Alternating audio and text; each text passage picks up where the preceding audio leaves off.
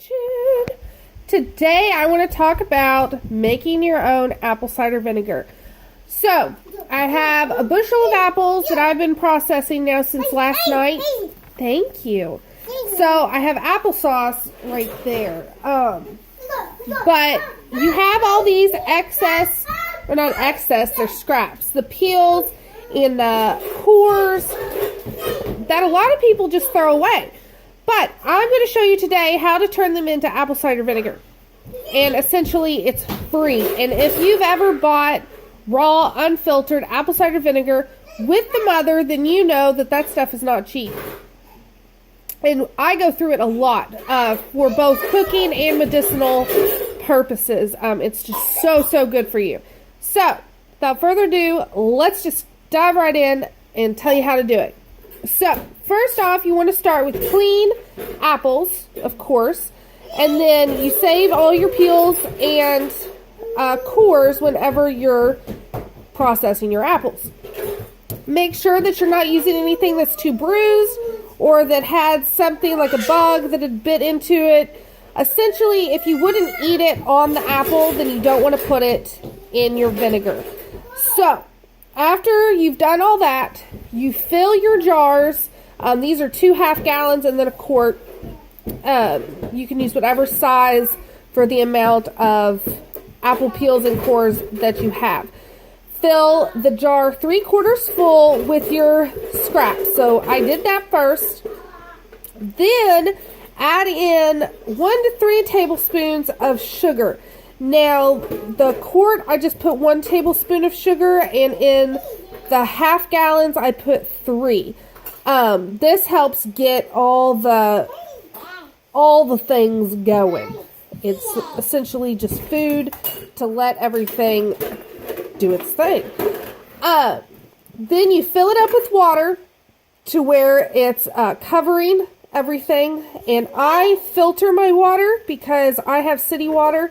If you have well water, you probably don't need to do that, but you don't want any extra stuff in that could contaminate the fermentation process. Which reminds me, also make sure you have nice, clean, sterile jars because, again, you don't want bad bacteria getting in to your jars. Then, after you get the water on, you need a weight. Now, they make fermentation weights that go in your jar to hold everything underneath the water level. I do not have those. I have used like plastic lids and cut them to fit inside the jar and then put a sterilized rock on top. Or the new thing I've started doing is a clean Ziploc bag. This is the snack size. And I fill it up with water. I get rid of the excess air.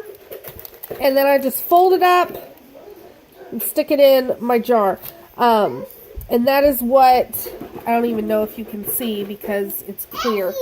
But everything is underneath the water level. There, you can kind of see my bag. But they're all underneath the water level because of my handmade weight.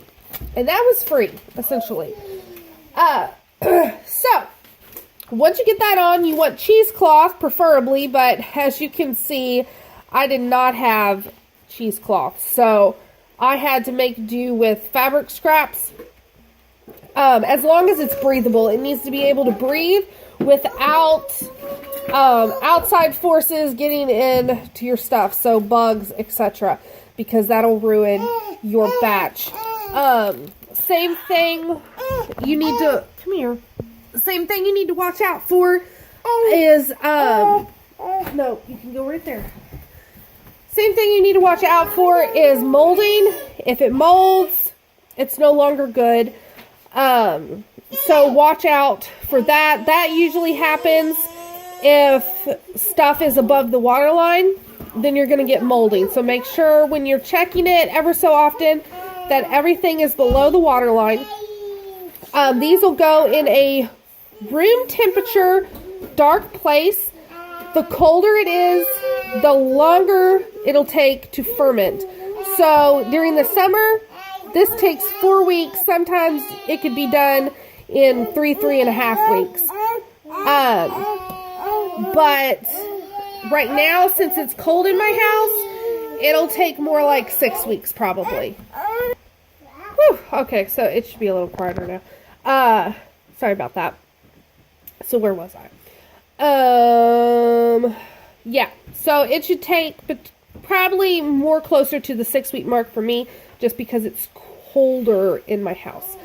But after about 4 weeks on average, you want to make sure that it didn't mold or anything.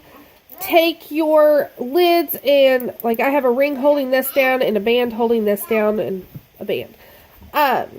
Take it off, strain your liquid, and then put the liquid back in to your jar. Put this stuff back on and let it ferment for another 2 to 4 weeks.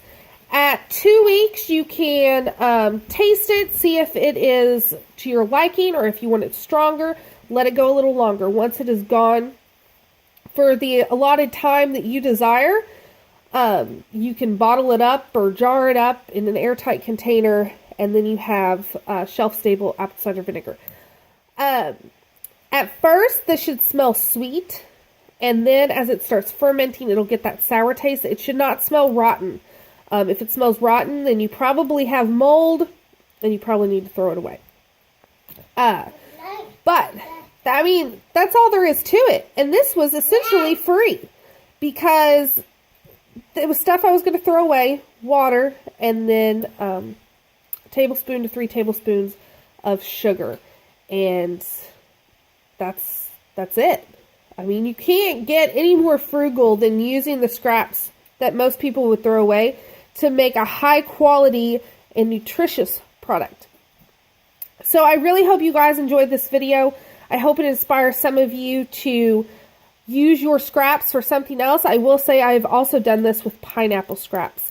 I have made pineapple vinegar, which is also medicinal. So, I mean, it's not just apples.